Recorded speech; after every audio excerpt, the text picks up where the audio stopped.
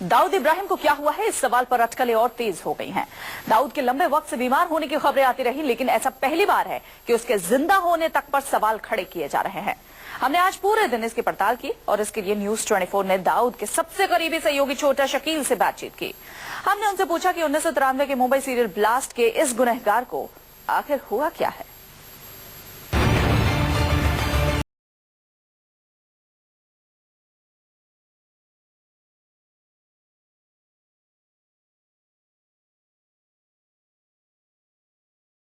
क्या दाऊद आखिरी सांसें गिन रहा है?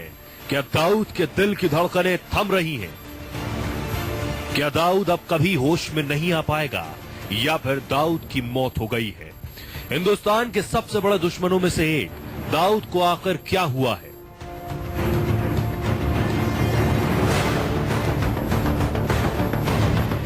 इकसठ साल के दाऊद की हालत बिगड़ने से लेकर उसकी मौत तक की बातें की जा रही हैं। ये अफवाह है या सच्चाई? आपको इसकी एक एक खबर बताएंगे। सबसे पहले ये जान लीजिए कि दाऊद को लेकर इस वक्त कितने दावे किए जा रहे हैं। पहला दावा यह है कि 22 अप्रैल को कराची में दाऊद की ब्रेन सर्जरी की गई थी। उसके दिमाग में बड़ा ट्यूमर था।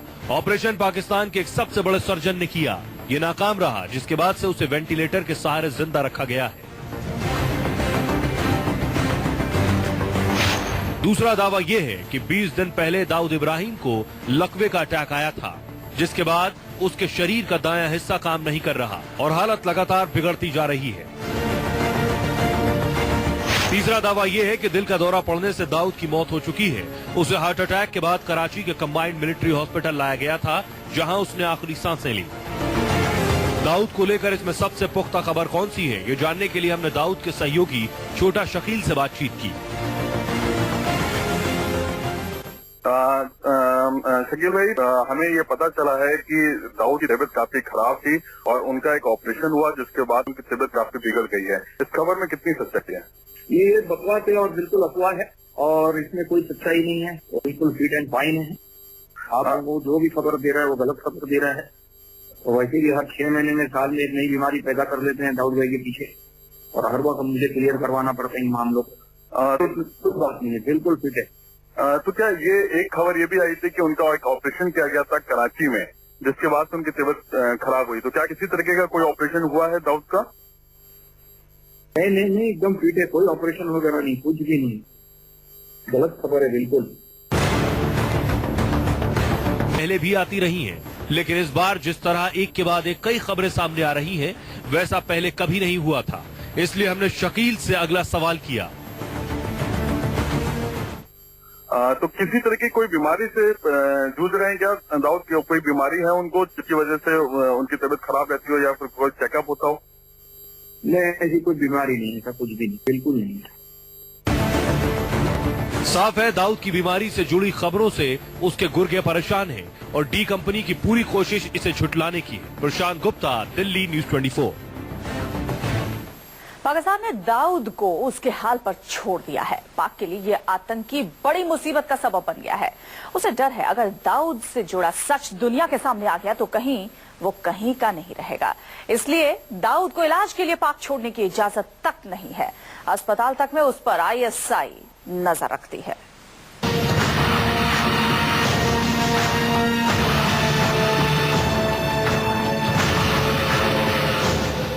अंडरवर्ल्ड डॉन दाऊद इब्राहिम जिंदा है या मुर्दा, ये अभी रहस्य है। लेकिन बात पहले भी सामने आ चुकी है कि पिछले कुछ समय से दाऊद खुद अपनी मौत मरने को मजबूर था।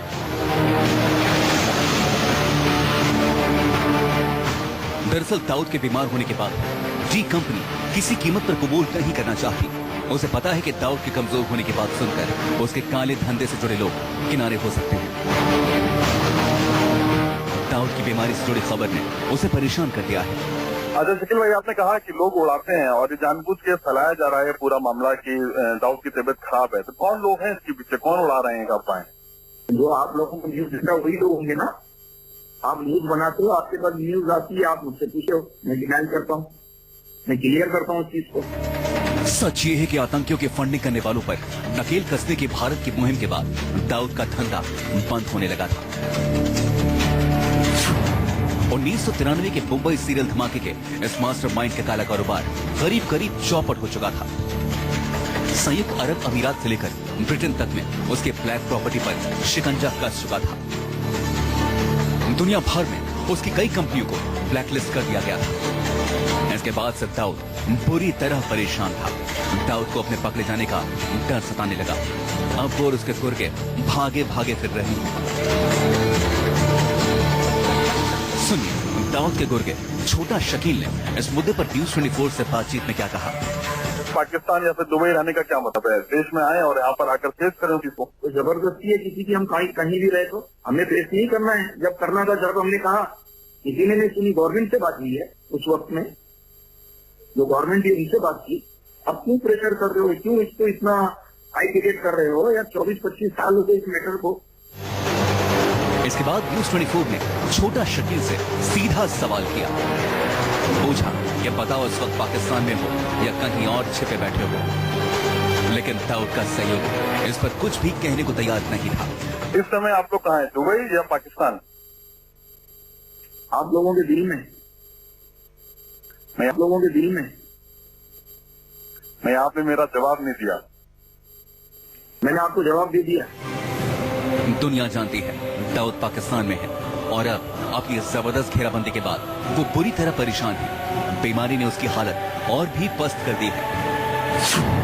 दाऊद को लंबे समय से शुगर और हाई ब्लड प्रेशर की बीमारी है। लगातार टेंशन की वजह से उसका चलना फिरना मुश्किल हो गया था।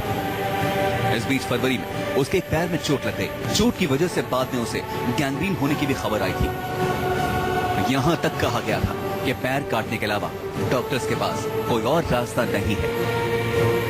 ये भी कहा गया कि अगर ऐसा नहीं हुआ तो दाऊद मर सकता है। कोई ऑथेंटिक आदमी इस बारे में बात नहीं करता है। ऑथेंटिक आदमी तो या फिर जो वापस चश्मदीद गवाह है, अगर वो जब तक बात नहीं करता है, ये सिर्फ बहस का मुद्दा रहेगा और बहस चलती रहेगी। अभी इसमें जो है तो ये अगर ये मुद्दा अगर पूरे भारत में चल रहा है और तो इसमें सरकार का हमारा ज्यादा रोल बड़ा आता है।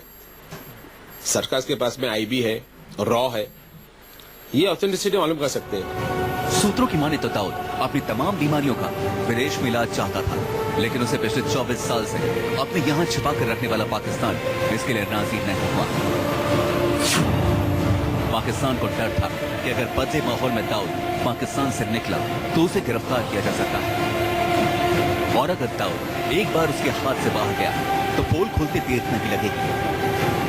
इसलिए कराची के क्लिफ्टन रोड के डिफेंस सोसाइटी वाले मकान से उसके बाहर निकलने पर पाबंदी लगा दी गई। All over the world her agency का काम यही है कि इस तरह के एक रूमर फैला के और कुछ एक अपना मोटिव साध्य करो कि कौन कौन इसमें इन्वॉल्व है, कौन कौन इसमें इंटरेस्ट ले रहा है। ये तरीका भी होता है और ये जायज तरीका भी है। ये आप कुछ नाजायज समझते हैं, लेकिन एक सच्चाई निकालने के लिए इस तरह की स्टोरी प्लान की जाती है। मुंबई से नजीब सिंह के साथ प्रशांत गुप्ता, दिल्ली न्यूज 24। दाऊद का काला कारोबार पाकिस्तान से लेकर दुबई और लंदन तक फैला हुआ है। होटल से लेकर मॉल तक में दाऊद ने अरबों रुपए निवेश कर रखे हैं। दुनिया भर के 2 दर्जन से भी ज्यादा देशों में इसकी प्रॉपर्टी है। लेकिन आतंकी फंडिंग पर लगाम लगाने की भारत की मुहिम के बाद दाऊद के बुरे दिन आ चुके हैं। दुनिया के नक्शे पर कम से कम 25 देश ऐसे हैं जहां पर दाऊद इब्राहिम की जान फंसी हुई है, क्योंकि इन्हीं देशों में मोस्ट वांटेड डॉन ने अपनी डी कंपनी की काली कमाई इन्वेस्ट की है। भारत जानता है कि पाकिस्तान कभी नहीं मानेगा कि दाऊद इब्राहिम उसके मुल्क में है, न ही दाऊद इब्राहिम को पाकिस्तान कभी भारत को सौंपेगा।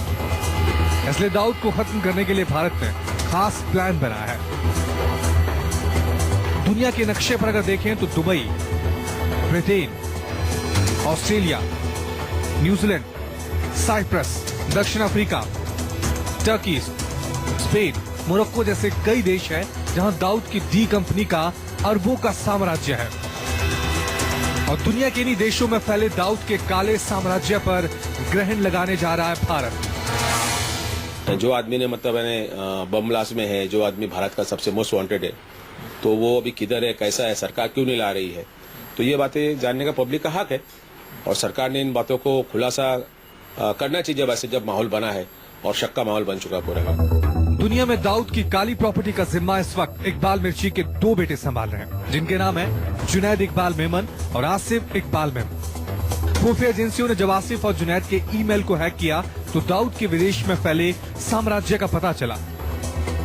भारतीय एजेंसियां अब दाऊद को कंगाल करने के लिए जिन प्रॉपर्टी के बारे में जान चुकी हैं, जैसे लंदन में Wigham house 1630 Barking road parking access, Portland house Dubai में Midwest apartment plot number 317 1039, Turkey में प्लॉट नंबर 33 34 47 48। लोग मीडिया लोग ही उसको बड़ा साम्राज्य, बड़ा ये, बड़ा वो, अगर वो वहाँ है तो अपनी जान बचा के पड़ा है अभी वो। और यहाँ पर अभी आप ये समझते हैं ना कि अंडरवर्ल्ड पूरा खत्म हो चुका है। कोई गैंग अभी एक्टिव नहीं है मुंबई में, ना इंडिया में कोई एक्टिव नहीं है, क्योंकि जो भी एक्टिव थे सबके सब खत्म हो चुके और भाग चुके हैं अभी। ये दस्तावेज इस बात का सबूत है कि दुनिया भर में फैली दाऊद की अरबों खरबों की कमाई का कच्चा चिट्ठा अब भारत सरकार के पास है, और सरकार अब दाऊद की इन्हीं संपत्तियों को भारत और दुनिया के बाकी हिस्सों में जब्त करने की तैयारी में जुट गई है। Bureau report, news 24। इसी के साथ एक छोटा सा ब्रेक, आप देखते रहिए न्यूज़ 24।